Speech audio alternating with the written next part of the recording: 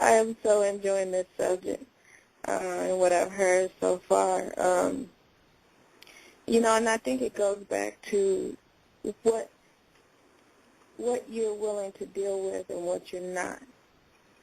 Because I've met people where I knew right from the beginning, that first meeting, whether I was going to deal with their crap, whether I was going to deal with their flaws, because I could tell right away they had a control issue, they had some issues with their sexuality, they had an issue with this, that, I could tell right away. And I think that if we be honest with ourselves, sometimes we don't see the things that's right in front of our faces. And a lot of times we want to be fooled. We want to be fooled because we want to know that that person, physically, we're attracted to that person so much, we want them to be right. We want them to be perfect everywhere else. And then when we find out that they're not, here it is 2-3 months down the line, you done got caught up into that person. You've gotten involved. You've probably done, fallen a little bit, into a love relationship with that person. And now here it is, that person hasn't changed one bit. Actually, it's gotten worse, in only one area, they might be getting better at, but that's probably the only area that makes us keep trying to make it work.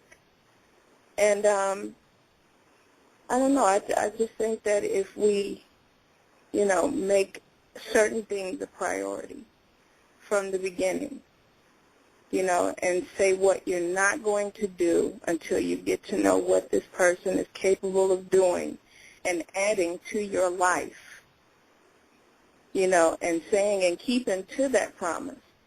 You won't end up hurt later. You won't end up, putting that person aside or even hurting their feelings, because we have to think of the other person too. They're hoping that, they can change for you. They can be what you want.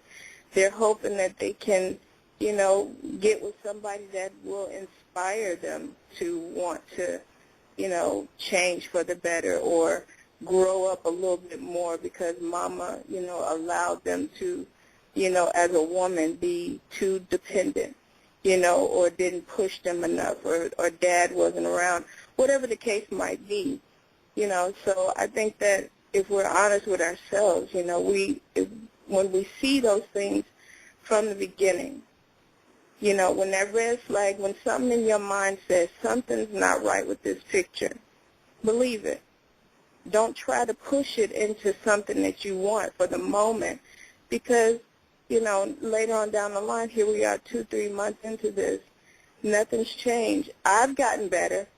I've treated you better. I've grown better because, I have the job, I have the house, I have the morals. I'm trying to reach for different things. I'm, wanting you to meet new people, wanting you to go further in life, wanting us to have something together, and you're still trying to sex me to death. You're still trying to, I'm serious because I've met people that do me like that. They think that that's all I want, and I'm like, okay, well, I do want to go out of town sometimes. I do want to, go and see the world. I don't want to lay in my bed every day with you.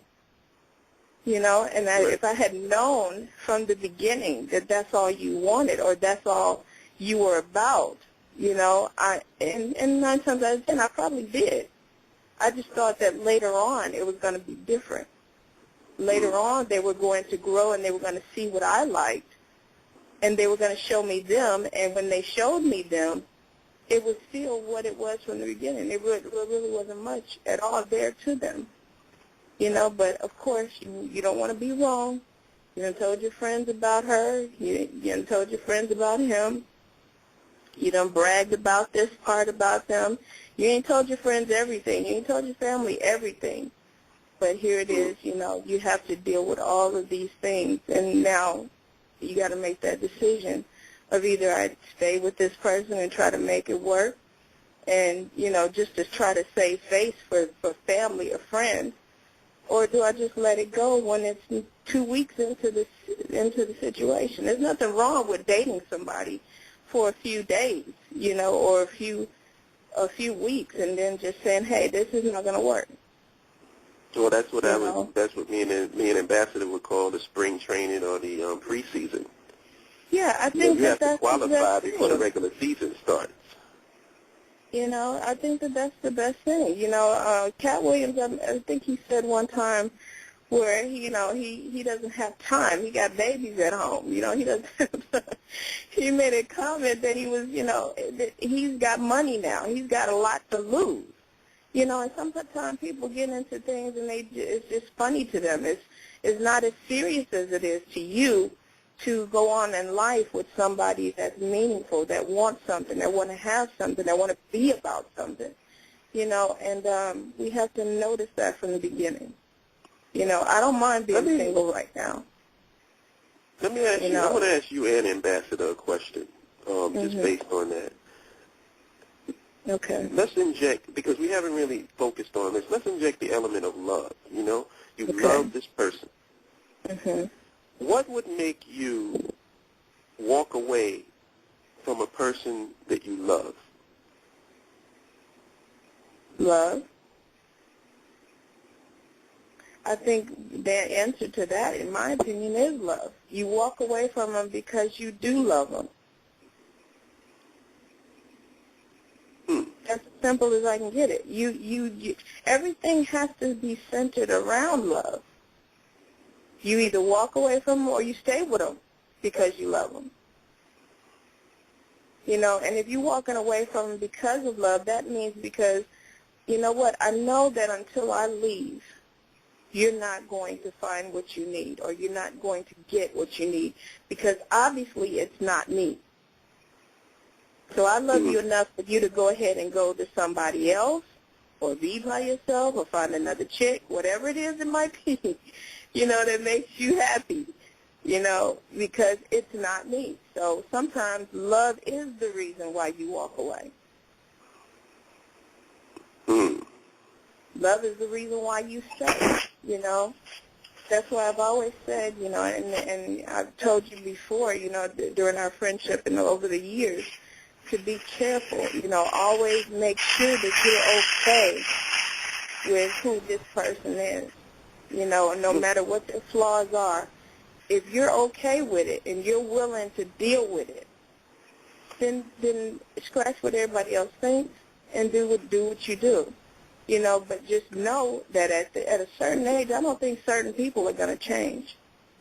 Over 40, I think that they get to a certain point to where they don't feel that they want to change for you, because they feel in some ways that because I'm this age and because I've been through what I've been through, I'm not going to change for you because this is my mindset now. Now, if they're a little bit younger, you might have a chance. That's right. And you said it well, sister. And the core thing that you are attracted to that person for, whether it be something deeply spiritual, something in them that you really are attracted. That's the unchanging part, because people fluctuate all the time. What they were yesterday might not be. Everything about them is the same today as it was yesterday, but certain unchanging elements have to be present. In a person when you decide to stay with them for the long haul, and put through those fluctuations that happen in life. To go through that, it has to be something very deeply rooted in that person that you say, I'm going to stick through this. Right. And it has to be something that's going to sustain you when the physical fails, when the physical is gone, when the health might fail. It has to be something to sustain you. I mean, Mark, you're the kind of person, I can't see you being with nobody that couldn't be with you mentally, spiritually. I can't see it. So even after everything else, you have to have that person, that has to be able to feed you. I mean, look at where we are now. So my whole thing is that you have to know who you are and what makes you go. what inspires you, what makes you get up the next day, the next minute, what makes you want to hug that person even after you're pissed off. You know, and if this person makes you want to get away from them every time you have an argument, they're not the person for you.